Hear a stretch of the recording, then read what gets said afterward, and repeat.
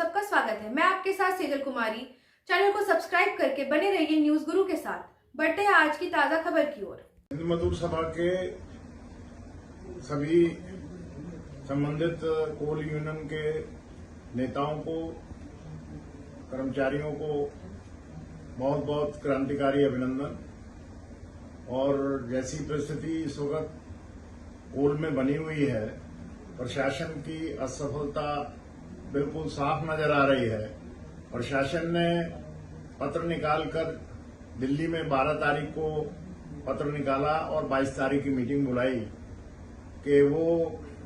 कोल के अंदर हर साल की तरह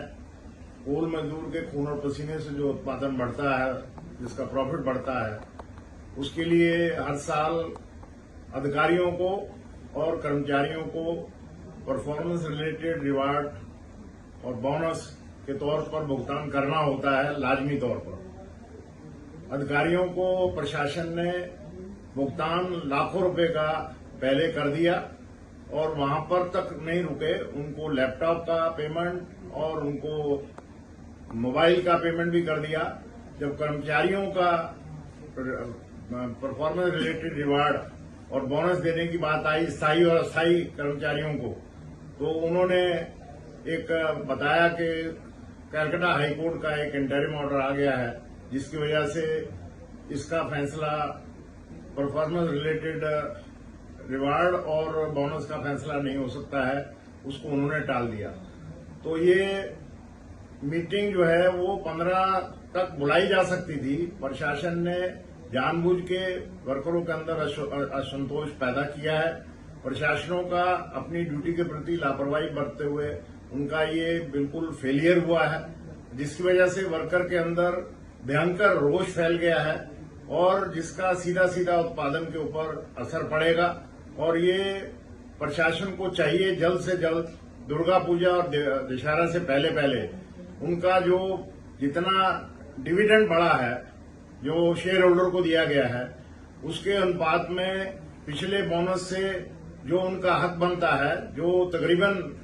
1.25 लाख के करीब बनता है, वो भुगतान उनको तुरंत करना चाहिए। और इस बहाने से लेकर के हाईकोर्ट ने उसको पेंड कर दिया है। हाईकोर्ट ने बोनस देने के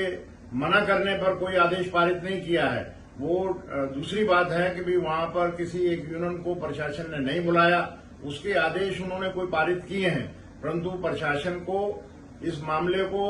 देखते हुए कि पूरी कोल इंडिया में उसका उत्पादन रुक ना जाए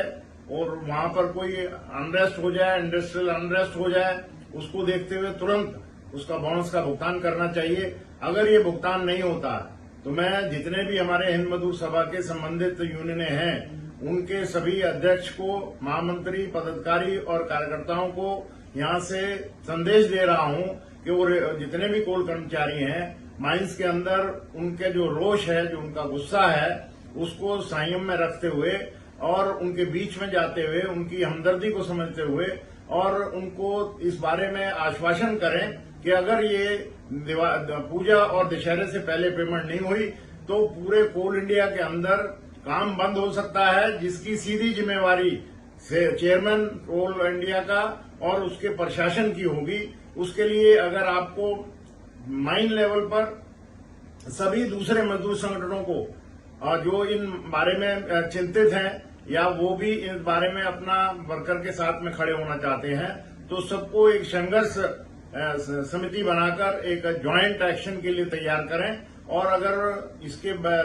दशहरे से पहले और पूजा से पहले अगर ये भुगतान नहीं किया गया तो उसकी सीधी सीधी जिम्मेवारी प्रशासन पर होगी। और इसके लिए हमारे सभी साथियों को आज से पूरे तरीके से वर्कर के बीच में जाकर उनके दुख के साथ शामिल होना चाहिए और जो उनका हक है और जो अधिकारियों को मिल गया, वो अपने बच्चों के साथ पूजा और दशहरा मनाना चाहते हैं, परंतु वर्कर जो है, जो जिसके खून और पसीने से सही मायने में उत्पादन बढ़ता है, जिसका फायदा अधिकारी उठा रहे हैं, और वो वर्कर को अगर ये पेमेंट ना मिला तो उसका जिम्मेवार सीधा सीधा कोल मिनिस्टर होगा